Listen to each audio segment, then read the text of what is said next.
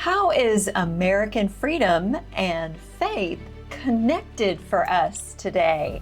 That's the topic that we're going to address today on Flourish-Meant. I'm your host, Tina Yeager, and today I have an amazing guest. His name is Coach Joe Kennedy, and he won a landmark Supreme Court case that is about religious liberty that can impact you, actually. And he goes around the country speaking up for people's religious rights and other rights. He's a former Marine and high school football coach and author of the book Average Joe. And he's been speaking across the country on freedom of speech. And he is now connected with Coral Ridge Ministries as well to do that with their blessing. So welcome to the show today, Joe. I'm so excited to get into this topic with you. Thank you, Tina. It's so good to see you. Joe, let's tackle, if you will, the topic of how freedom of speech is something that's of concern to all Americans, regardless of their background, whether they happen to be Christians or not. Why is this something that everyone should be championing right now? Yeah, that's a great question because if you lose your First Amendment rights, I mean, there's a reason why when they did the Bill of Rights, the First Amendment is your freedom of speech and your freedom of religion and the free exercise. These are the cornerstones, the building blocks of our society. I mean, what is the point of actually being here and standing up for what we believe in? So everybody needs to stand up for the rights. And this is the perfect time to do it with this new administration where we're really trying to get back to where our founding fathers had us originally planted. Let's talk about the implications of the Supreme Court case that you won and what that means for us and where we need to go next with that. And that was really cool because what the enemy meant for evil, God turned it into something incredible. The only thing I asked for was to have my job reinstated and to be able to pray on a 50-yard line.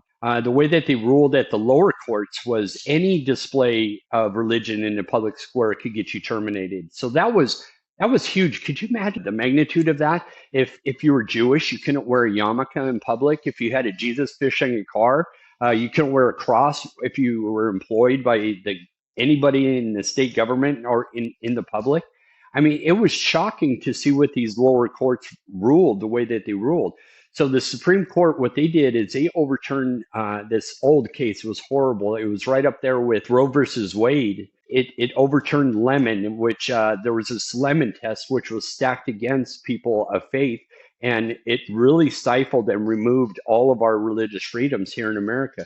So what the Supreme Court did is they doubly ensured that the freedom of speech and the freedom of our religion is not to be infringed on, and that they overturned Lemon, there's been 8,000 different cases over the past 50 years. So we have more religious freedom now than we've had in 50 years. In my lifetime, we've never seen this kind of freedom. So people need to know what their freedoms are, and they're free to exercise them in public, and you don't have to hide who you are, your faith, or your belief systems. What still needs to be done in this area of protecting our rights and our freedoms as Americans? I want people to start in their own home and having the power of prayer. The power of praying wife is so incredible, and men need to step in and be praying, getting on their knees and praying for their families. So it starts here at home.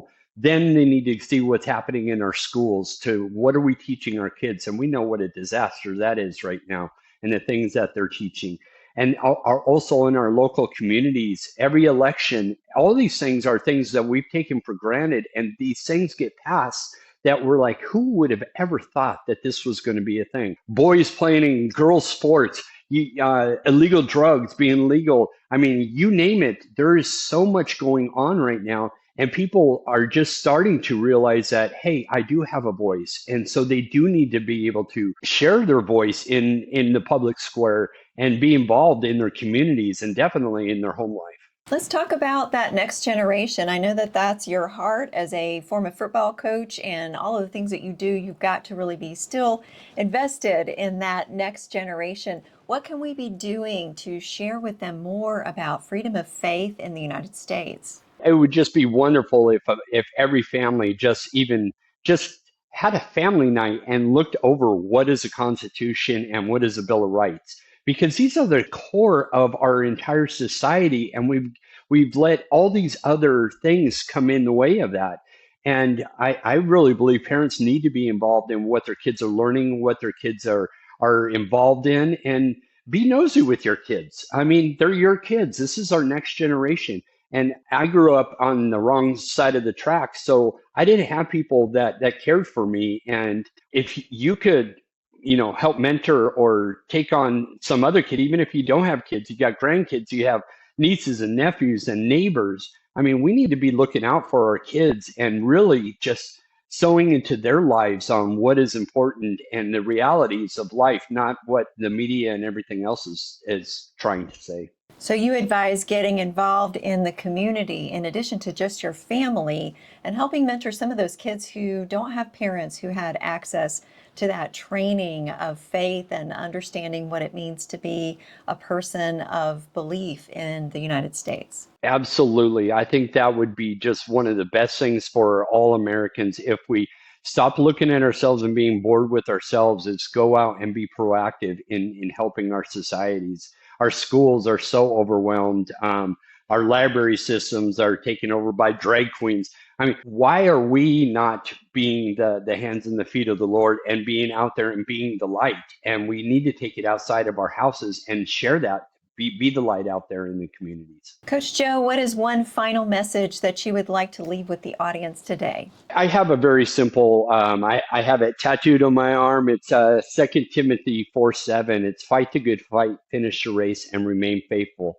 And that was my mantra throughout the whole entire fight, and kind of just kept me going, because the spoiler alert is God wins every single time. Nowhere in there does it say that we have to win. God has already won that battle, but we have to be the ones to be able to show up and to fight the fight. Can you talk about your book and some of the things that you are doing in connection with Coral Ridge Ministries to help sustain our freedom of faith in America?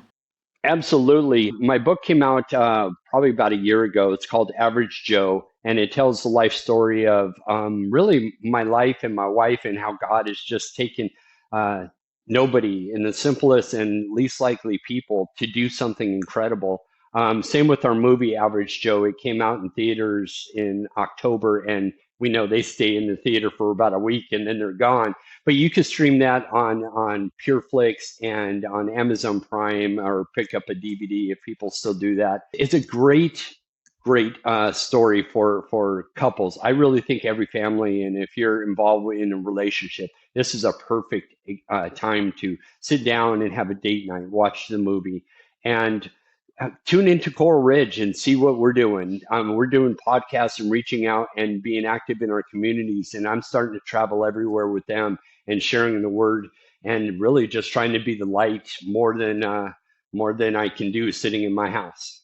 How can people stay connected with you and with Coral Ridge? Well, Coral Ridge has got a complete ministry. If you've ever followed Dr. Kennedy, his teachings are live and well with Pastor Rob at Coral Ridge Ministries. And mine is coachjoekennedy.com, and I have links to all of this in there. I hope that all of you listening were inspired to celebrate and continue the fight to maintain your freedom of faith, your freedom of speech in the United States of America. And of course, I also hope that you will come back for the next episode of Flourish-Meant.